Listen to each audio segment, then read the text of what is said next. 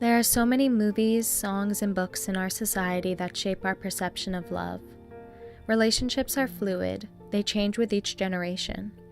My perception comes from my grandparents, whose story is something out of a 1950s love flick.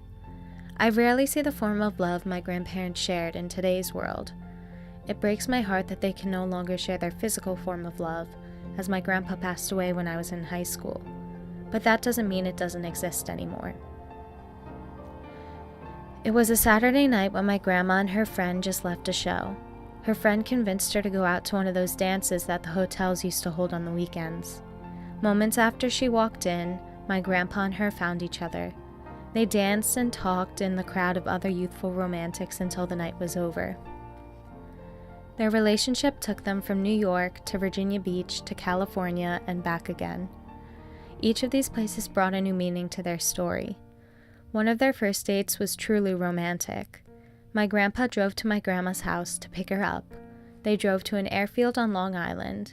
There my grandma saw a plane and looked over at my grandpa puzzled. He took her hand and led her into the plane for a private plane ride. Although my grandma was worried about not telling anyone where she went, she knew she was safe. They ascended into the sky and flew over Long Island in New York City, taking in the sights of the Broadway lights and the not-yet-finished skyscrapers.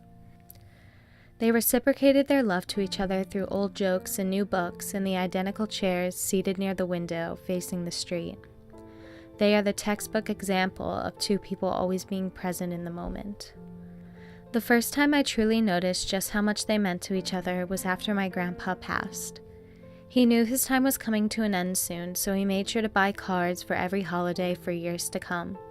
In a box in my grandma's office are cards of red and green, cards with multicolored balloons, cards for just about every occasion. He wrote and signed them all so my grandma could open them with each passing holiday without him. Today is no cliché 1950s romance movie. We live in a world dominated by technology and social media. It has its ups and downs, but the way relationships work now seems to majorly center around our phones. They consist of sending snaps to make a streak, how often you like each other's Instagram pictures, and who texts first. Actual dating takes weeks of digitally talking to each other. I long for the type of love my grandparents had for each other. The handwritten notes, the waiting for a phone call instead of a Snapchat, the spontaneous dates. I was given a false expectation, and I realize that is the reason I stray away from relationships today. I guess you can say I'm traditional or old-fashioned to when it comes to how relationships work. Maybe I was born in the wrong generation. I expect my relationships to go a certain way, and when they don't, I feel betrayed. Maybe I haven't found it yet because I'm not looking hard enough, or maybe because I'm looking too hard.